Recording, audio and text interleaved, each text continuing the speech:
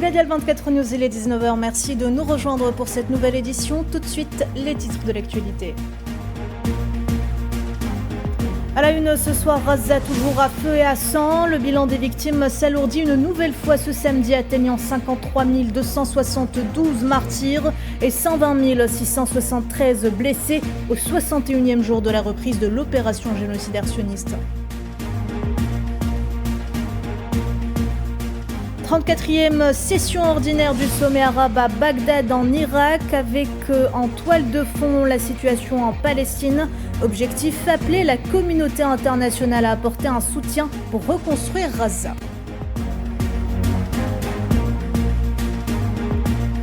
L'Algérie réitère sa position constante envers la cause palestinienne. Le président de la République, Abdelmajid Tebboune, appelle les États arabes à renforcer leur soutien à la Palestine. Et puis accord sur le nucléaire, le président iranien Massoud Pezeshkian dénonce les déclarations contradictoires du président américain Donald Trump. Et enfin, conflit en Ukraine, Moscou annonce la prise de contrôle d'une nouvelle localité dans la région de Donetsk.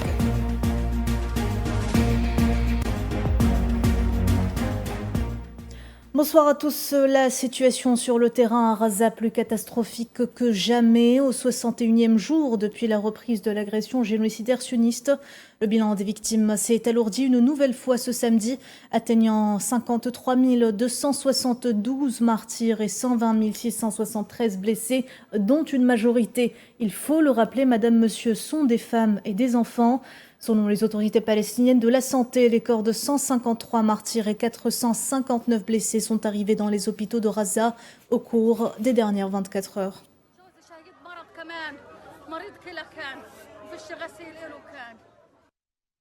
Et plus d'une vingtaine de Palestiniens, dont des enfants, ont été tués rien que depuis l'aube de ce samedi dans différents massacres perpétrés par les forces d'occupation sionistes dans plusieurs zones de la bande.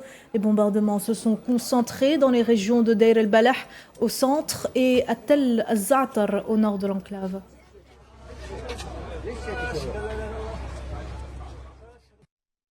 Le camp de déplacés de Deir el-Balah n'a également pas été épargné ce samedi. Une attaque nocturne a semé la terreur parmi les familles qui se sont réveillées en sursaut, ne sachant pas où se cacher pour se protéger. Récit de Souhila Kilal. Une frappe nocturne est venue troubler leur sommeil et semer la peur au sein du camp de Deir el-Balah. Imaginez un laps de seconde être réveillé par l'explosion d'un missile et tenter de retrouver ses enfants dans cette cohue. C'est la mère expérience qu'a vécue Firas dans la nuit de vendredi à samedi. Ajoutez à cela la vue traumatisante d'un corps déchiqueté par l'explosion. Je dormais avec mes enfants. Soudain, le missile est tombé. Les enfants ont volé. Je suis sortie les rechercher. Je criais leur nom. J'ai fini par les trouver et on s'est rassemblés ici. Il y avait un martyr. Il était en morceaux. Nous avons trouvé une jambe ici et une autre derrière les tentes. Regardez le sang.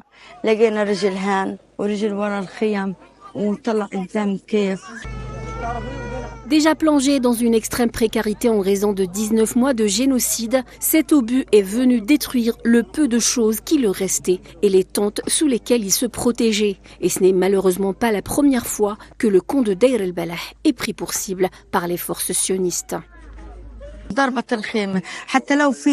La tente a été touchée. Il me restait un peu de riz et des pâtes, mais tout a disparu avec la frappe. Où puis-je trouver à manger maintenant? Nous avons quitté nos maisons bombardées et sont venus ici en quête de sécurité. Mais nous avons déjà été bombardés ici 13 fois. Pourquoi nous frappent-ils?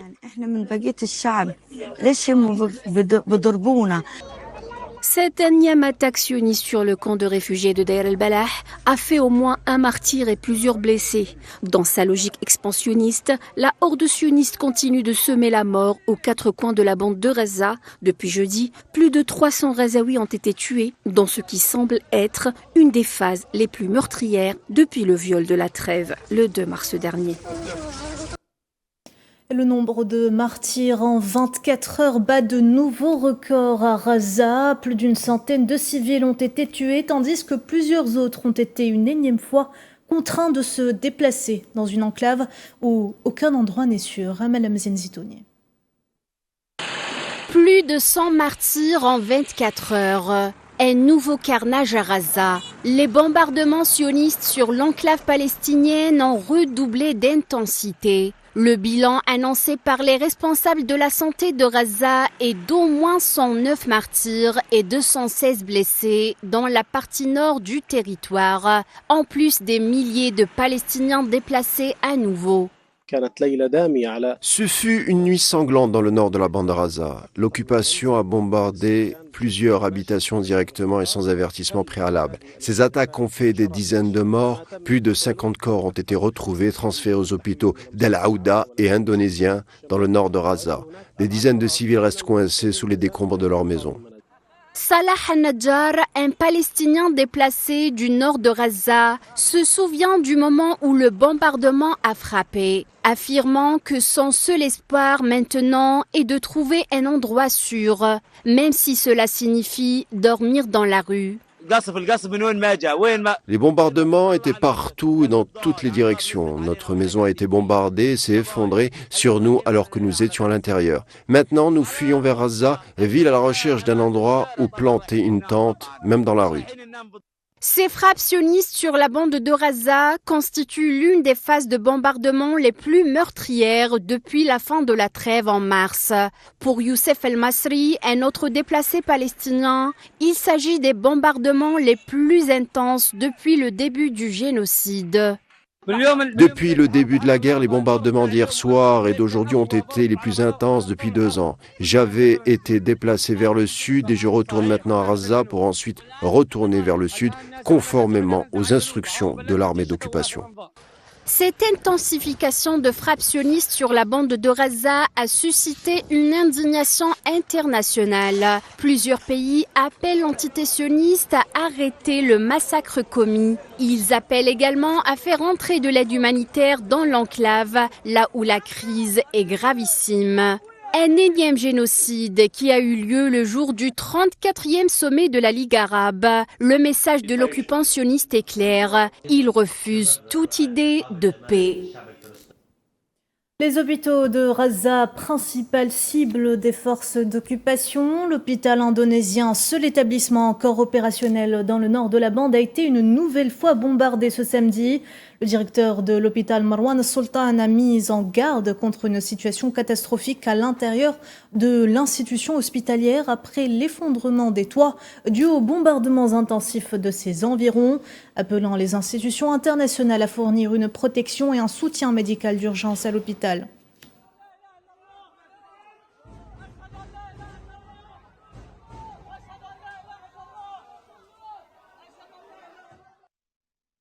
Un haut responsable du mouvement de résistance palestinien Hamas a déclaré ce samedi qu'un nouveau cycle de négociations indirectes visant à mettre fin au génocide à Gaza avait débuté à Doha sans aucune condition préalable, ajoutant que le mouvement présentera son point de vue sur toutes les questions, en particulier le retrait des forces d'occupation de Gaza et la libération des prisonniers palestiniens. On en parlait tout à l'heure en titre, les travaux de la 34e session ordinaire du sommet arabe ont débuté ce samedi dans la capitale irakienne Bagdad. Les derniers développements en Palestine occupée, notamment en ce qui concerne le génocide sioniste en cours à Gaza, sont en tête des points inscrits à l'ordre du jour de cette session. Objectif, appeler la communauté internationale à apporter un soutien politique, financier et juridique à la reconstruction de la bande. La situation politique actuelle dans le monde arabe a également été débattue, en plus des moyens de renforcer l'action arabe commune et de conférer davantage d'efficacité à l'action multilatérale arabe.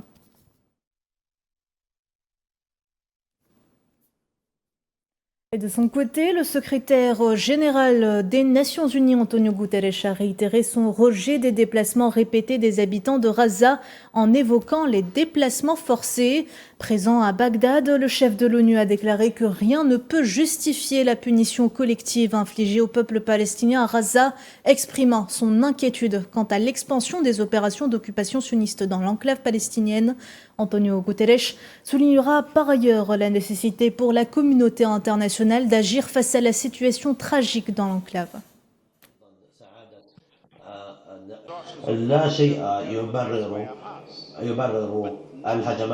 Rien ne justifie la punition collective du peuple palestinien. Nous avons besoin d'un cessez-le-feu permanent maintenant, la libération inconditionnelle de tous les otages maintenant et l'accès libre à l'aide humanitaire maintenant. Je suis alarmé par les plans rapportés d'Israël d'étendre les opérations terrestres et plus encore. Et je souligne que les Nations Unies ne participeront à aucune opération d'aide qui ne respecte pas le droit international et les principes humanitaires d'humanité, d'impartialité, d'indépendance et de neutralité.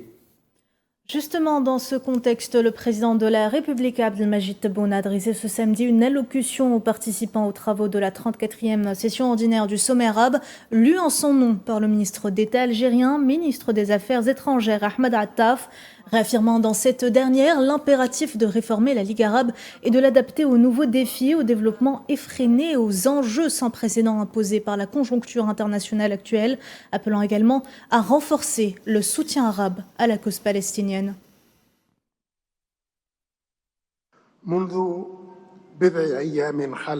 Il y a quelques jours, notre Ligue arabe a soufflé la bougie de sa 8e décennie et notre monde arabe est confronté à des défis croissants sans précédent dans son histoire moderne. Notre cause centrale voit affluer les plans de liquidation face à l'acharnement de l'occupation israélienne à imposer sa vision absurde d'une paix qu'elle ne peut concevoir qu'à sa mesure, selon ses caprices et à la hauteur de ses ambitions. Une paix fondée sur la ruine de la cause palestinienne. Une paix dans laquelle les pays voisins sont privés des éléments les plus fondamentaux de leur sécurité, de leur tranquillité et de leur stabilité. Une paix qui garantit une hégémonie absolue, sans responsabilité, sans contrôle et sans contestation. Commémoration du 77e anniversaire de la Nakba. À Londres, plusieurs milliers de personnes se sont rassemblées à cette occasion.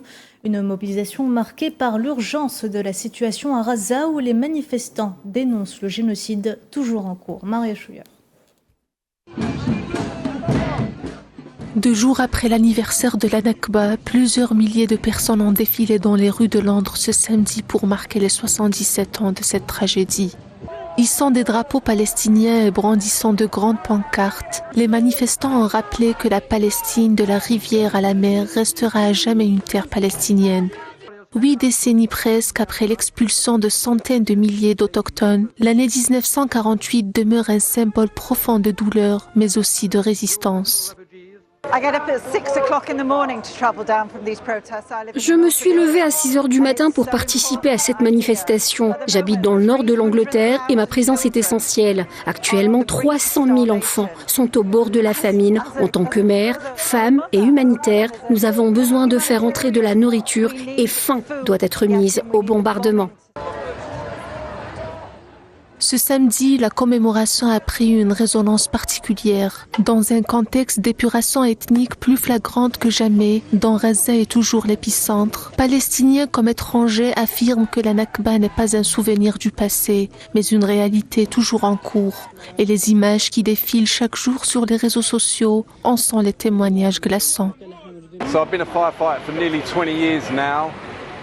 Je suis pompier depuis près de 20 ans maintenant. Au cours de ma carrière, j'ai vu des choses que le commun des mortels ne voit pas vraiment. Mais ces 19 derniers mois, j'ai vu mon fil Instagram des choses que je n'avais jamais vues dans ce pays. Des gens brûlés vifs, des atrocités qui ont profondément affecté ma santé mentale. C'est pour ça que je suis ici.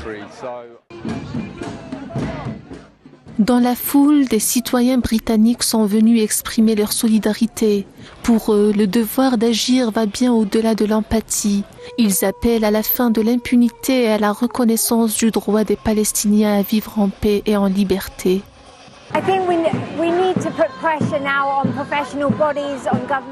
Je pense que nous devons faire pression dès maintenant sur les organismes professionnels et les agences gouvernementales qui ont le pouvoir de mettre un terme à cette pratique au nom des principes fondamentaux de notre profession. Soulager la souffrance, préserver la vie, protéger autrui et apporter de la dignité aux victimes. C'est donc notre devoir moral, éthique et professionnel de nous mobiliser et d'agir.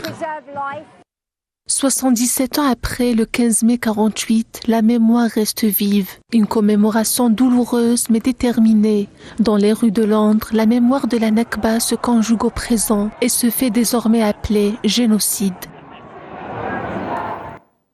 Toujours en Proche-Orient, au Liban, des sources médicales ont confirmé l'arrivée d'un martyr à l'hôpital de Saïda après qu'un drone sioniste ait bombardé la zone dans le sud du pays.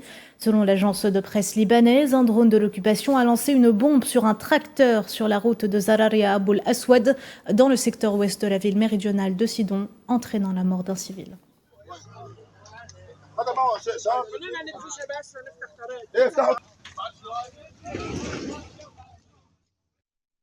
Dossier nucléaire, le président iranien Massoud Pezeshkian a déclaré ce samedi que son homologue américain Donald Trump parlait simultanément de paix et de menaces. S'exprimant lors d'un événement naval, le président iranien a déclaré que Téhéran poursuivrait les négociations nucléaires avec Washington, mais n'avait pas la moindre intention de céder face aux menaces américaines.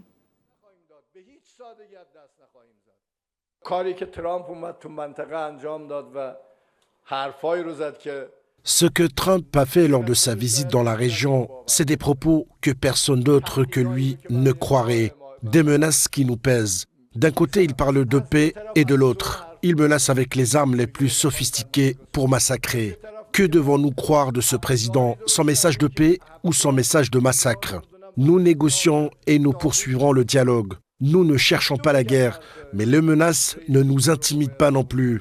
Ils ne doivent pas supposer que les menaces nous dissuaderont de défendre nos droits humains fondamentaux. Nous ne reculerons pas, nous ne renoncerons pas à nos glorieuses réussites militaires, universitaires et nucléaires. Ils assassinent nos scientifiques et nos qualifient ensuite de terroristes. Ils assassinent nos religieux et nos icônes et nous traitent de terroristes. Nous sommes victimes du terrorisme. Ils veulent s'installer dans la région et faire croire aux autres pays que parce que nous avons refusé de céder à l'intimidation, nous sommes une source d'instabilité dans la région.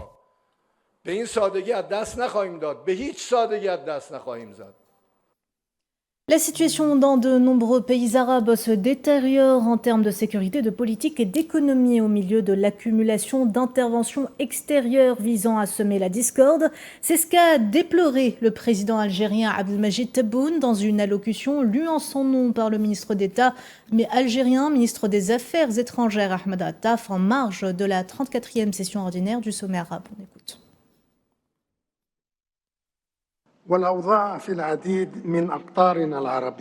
La situation dans nombre de nos pays arabes se détériore également rapidement en termes de sécurité, de politique et d'économie, au milieu de l'accumulation d'interventions extérieures visant à semer la discorde, la division et la rivalité entre les fils de la nation unique et de la nation unie.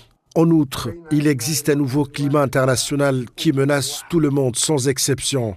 Au milieu de la tendance à brouiller les piliers du système contemporain des relations internationales et à établir la logique de la prépondérance de la force, la logique du droit par la force et la logique de l'arbitrage, de la soumission et de l'acquiescement à la force, nous sommes en effet devant une étape cruciale et fatidique, une étape où nous n'aurons pas de poids décisif si nous ne reconsidérons pas les règles, les principes et les aspirations qui nous unissent sous la coupole de cette organisation avec laquelle nous partageons notre présent et notre avenir. Le président Tebboune a notamment mis l'accent dans son allocution sur l'impératif de réformer la Ligue arabe face aux défis croissants sans précédent.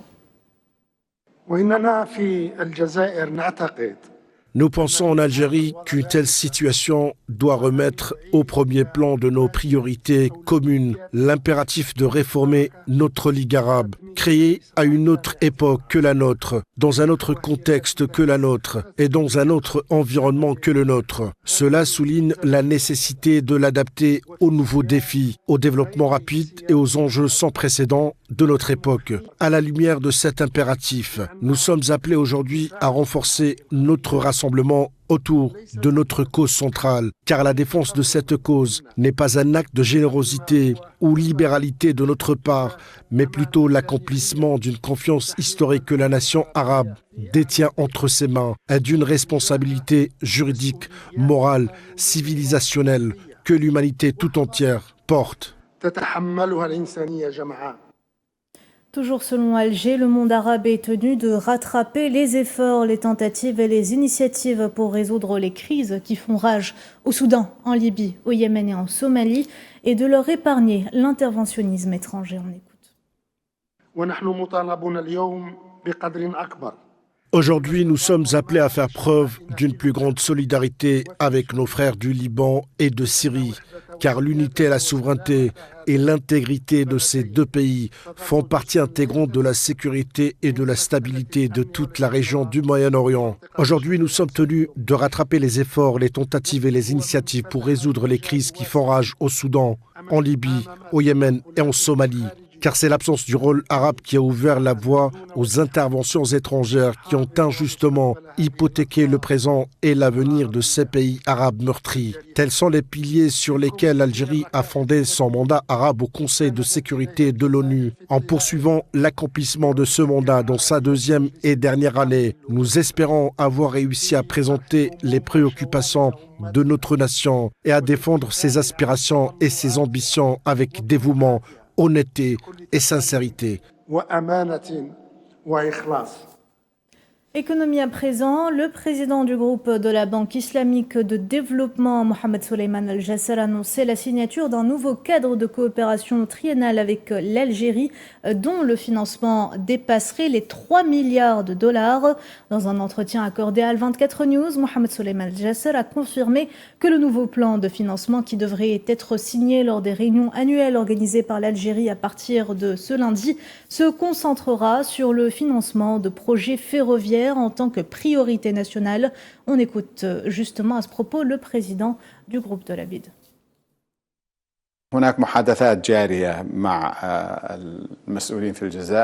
Des entretiens sont en cours avec des responsables en Algérie pour développer la coopération entre la Banque islamique et l'Algérie pour les 3 années à venir. Et parmi cette coopération, le chemin de fer qui entre dans les objectifs du président de la République, car il ambitionne de lier le sud du pays au nord en chemin de fer moderne qui aide à la révolution et au développement économique prometteur. Et nous veillons à être acteurs majeurs dans cette transformation. La coopération qu'on signera avec le gouverneur de la Banque d'Algérie et le ministre des Finances lors de cette assemblée annuelle, je m'attends à des financements de projets qui dépasseront les 3 milliards de dollars les 3 années à venir. Conflit en Ukraine, le ministère russe de la Défense a annoncé que ses forces ont pris le contrôle d'une nouvelle ville à Donetsk dans l'est de l'Ukraine. Dans un communiqué sur ces opérations militaires, le ministère a confirmé que les forces russes dans le sud ont réussi à prendre le contrôle de la ville d'Alexandropol après que les forces ukrainiennes aient subi des pertes humaines et matérielles.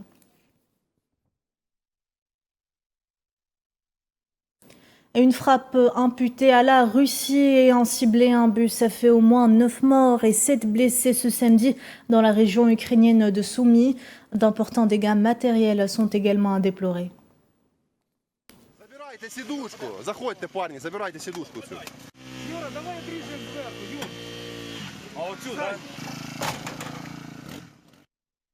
Pour parler de paix entre Kiev et Moscou, le Kremlin a déclaré ce samedi que le président russe Vladimir Poutine pourrait rencontrer le président ukrainien Volodymyr Zelensky, mais seulement si certains accords étaient conclus.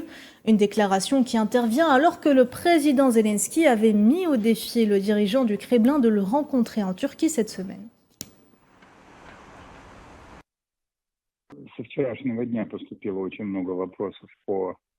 Depuis hier, nous avons reçu de nombreuses questions concernant une éventuelle rencontre entre les présidents ukrainiens et russes, Zelensky et Poutine. Voici ce que je voudrais préciser à ce sujet. Une telle rencontre n'est possible qu'après le travail des délégations des deux parties. Après avoir conclu certains accords, nous la considérons comme possible, mais précisément grâce au travail et à l'obtention de certains résultats sous forme d'accords entre les deux parties. Parallèlement, lors de la signature des documents qui seront approuvés par les délégations, la question principale et fondamentale pour nous reste de savoir qui signera ces documents du côté ukrainien.